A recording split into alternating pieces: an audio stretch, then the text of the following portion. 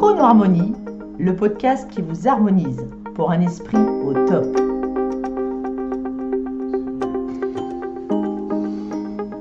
Bonjour à tous, je suis ravie de vous retrouver pour cet épisode numéro 3, puisque nous allons parler d'émotions. Alors, sachez qu'il s'agit bien entendu du deuxième pilier et que ce podcast sera divisé en deux parties, puisqu'il y avait trop d'informations.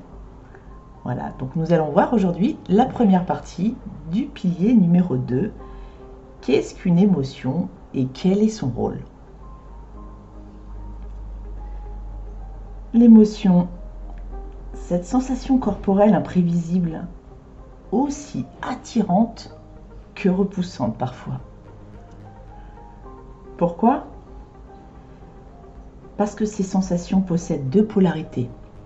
D'un côté, il y a bien entendu l'émotion agréable, des sensations de joie, de sérénité, de confiance, de paix, d'assurance.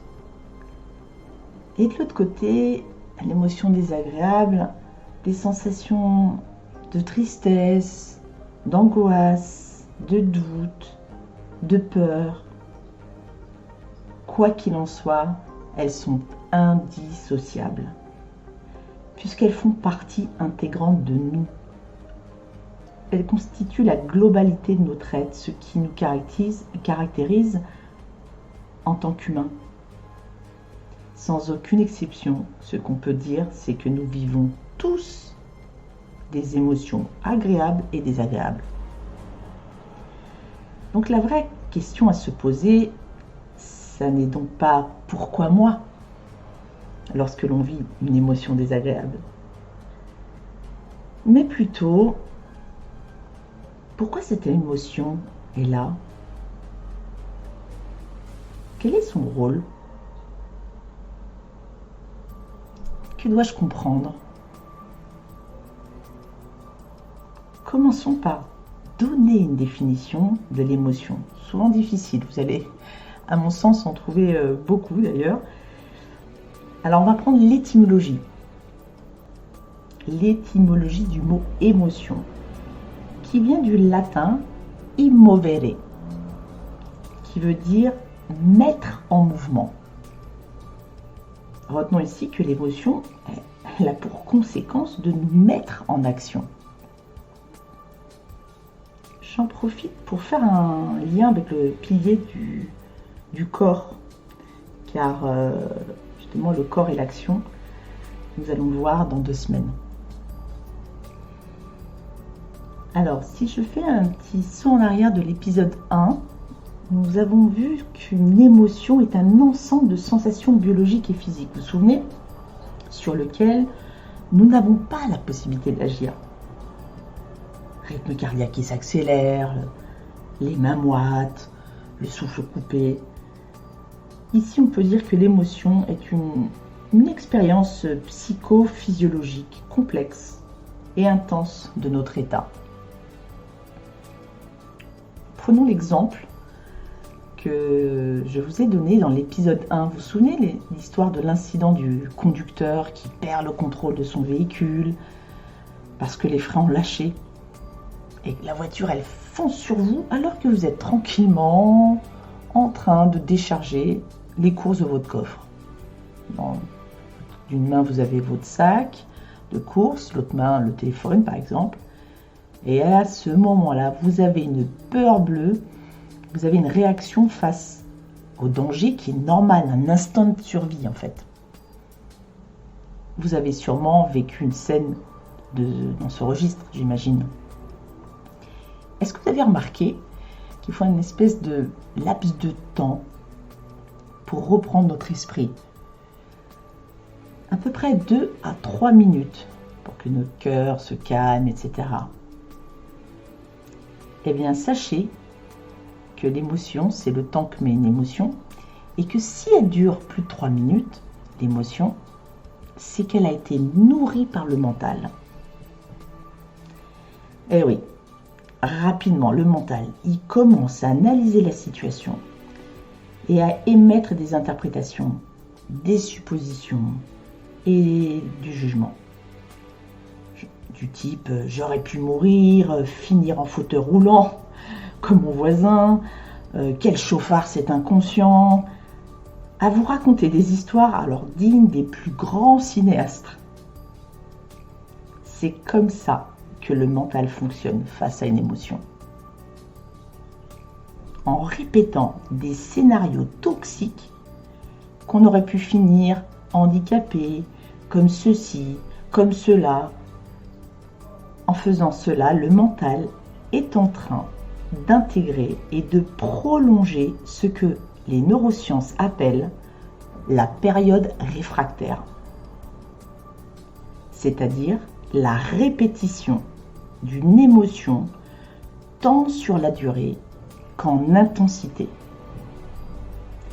Et plus la personne aura répété ce type d'information dans son esprit et maintenu l'état émotionnel dans son corps, et plus elle va l'enregistrer dans ses cellules, cette information. Et bien sûr, il en découlera un comportement. Comportement, il y en a 3. Il y aura une action sur l'humeur, l'action sur le tempérament, ou on parle également de traits de caractère. Alors la différence, c'est la durée.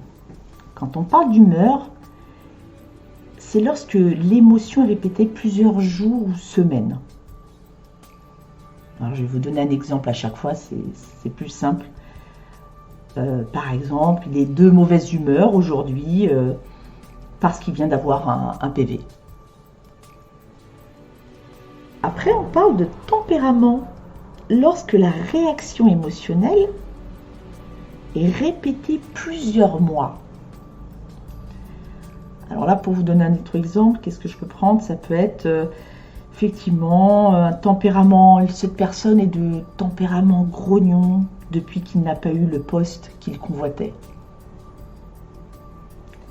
Et enfin, on parle de traits de caractère lorsque la réaction émotionnelle est répétée des années.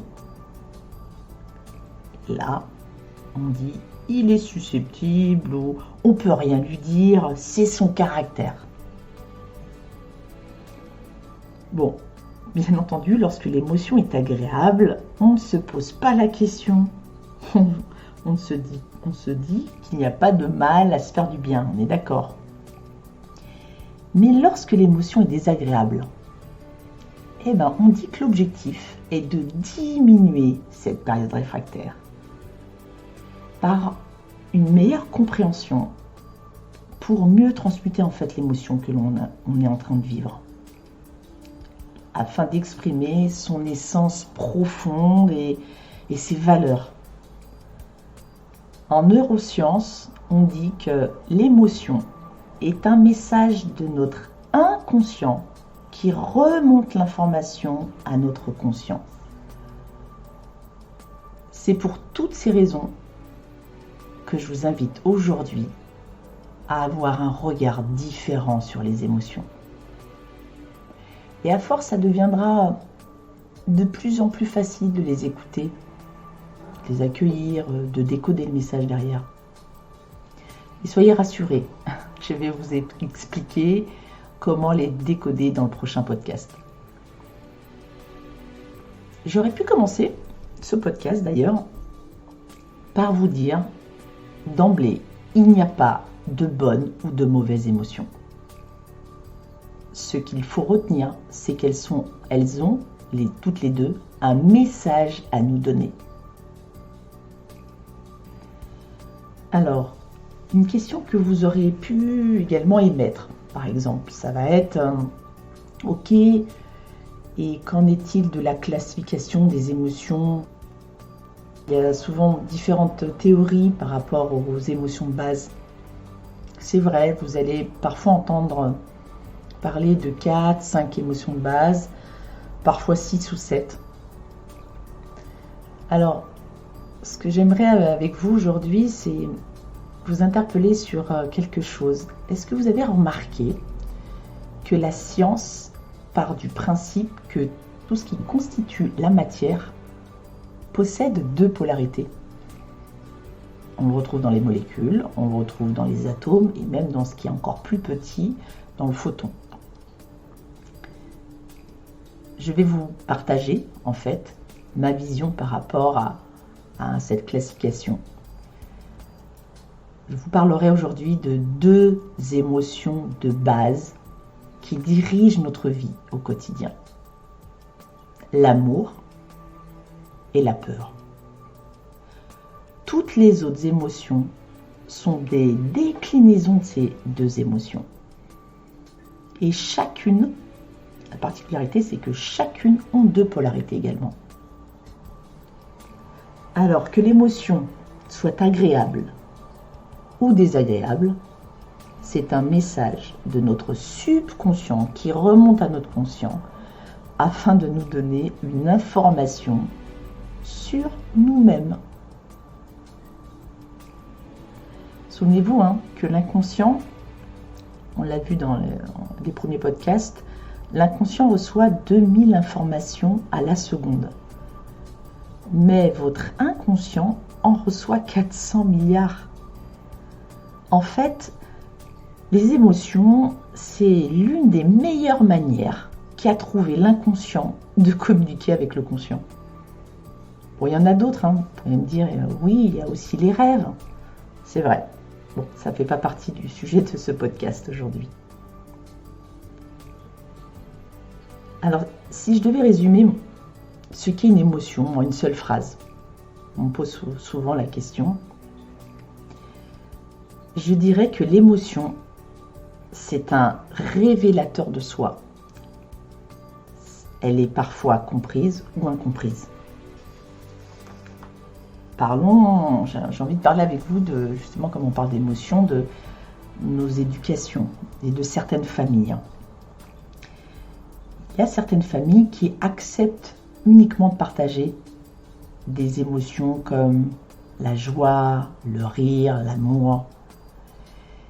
Et elles interdisent les émotions comme la peur, le doute, les larmes, surtout si on est un homme. Le problème, c'est que ces conditionnements et ces croyances viennent parasiter notre compréhension émotionnelle. Car rappelez-vous que les deux polarités émotionnelles ont un message à nous transmettre.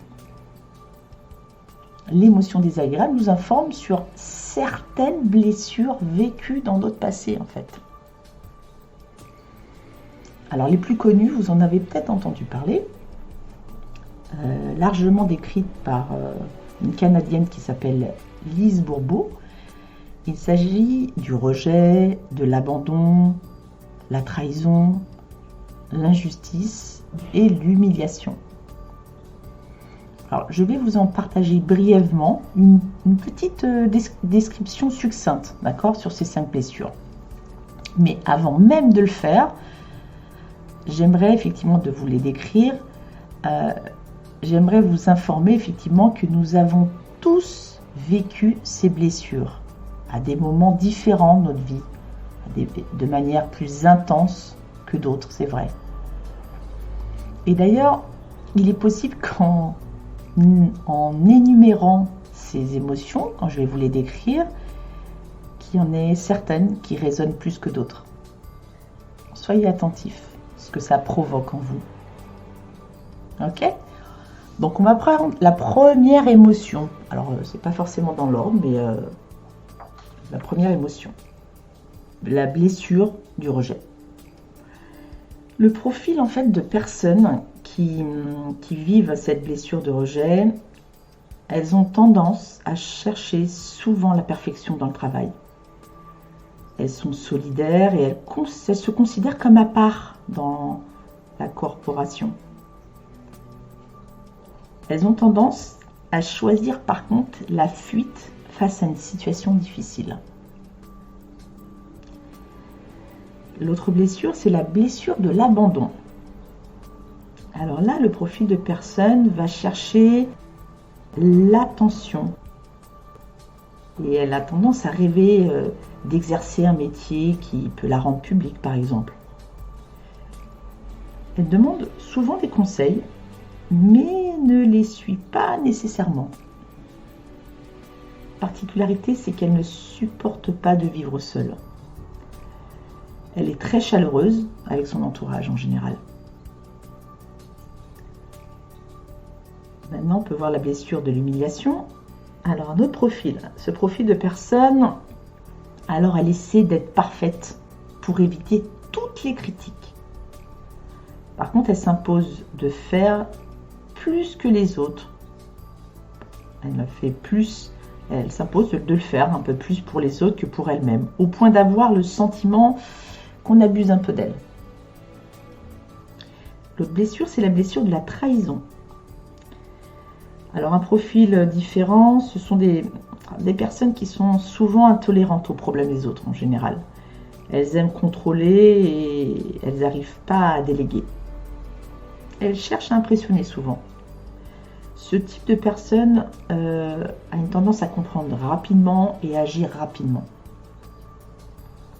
Et la dernière, que j'évoque avec vous, donc la 5e, c'est la blessure de l'injustice. Ici, ce sont des personnes exigeantes envers elles-mêmes, cherchant la perfection. Alors elles estiment souvent qu'il n'y a aucun problème. Et elles ont des difficultés à se faire plaisir sans se sentir coupables. Bon, en vous décrivant ces blessures, vous avez compris que le but, c'est sûrement pas de vous faire culpabiliser, on est bien d'accord. Là, il s'agit simplement de vous sensibiliser sur le fait que nous attirons à nous des expériences qui nous permettront de dissoudre ces blessures. Ce qui veut dire qu'en ayant un regard différent sur nos émotions désagréables, on va pouvoir passer à un niveau supérieur dans notre état d'être. En étant plus observant, on va être dans l'observation de nos propres mécanismes, à l'écoute, par une introspection, on va pouvoir agir différemment pour faire en fait de ces émotions un allié. J'ai envie de finir ce podcast en vous disant tout simplement, en vous invitant à changer votre regard sur l'émotion. Qu'elle soit agréable ou désagréable à vivre. C'est un message, j'ai envie de dire c'est un cadeau, quelle que soit la forme, c'est un message vous concernant. Rappelez-vous que l'émotion est un révélateur de soi. Et pour révéler cette information, nous devons passer par 4 phases. Elles sont indispensables pour identifier qui nous sommes et ne pas répéter les mêmes schémas à chaque fois. Et nous aborderons ces 4 phases la semaine prochaine. Voilà, ça sera le sujet du 2e podcast. En tous les cas, merci beaucoup pour votre écoute. Je suis ravie de vous retrouver la semaine prochaine. Et je vous dis donc ciao, à très vite.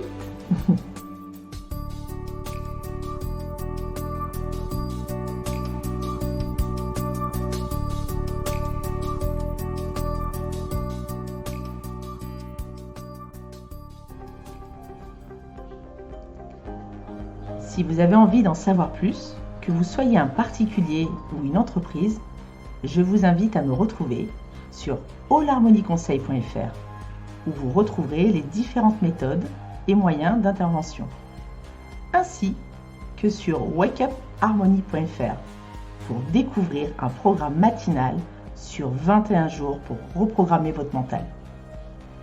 Merci à tous pour votre écoute. Je serai ravie de vous retrouver la semaine prochaine. Ciao!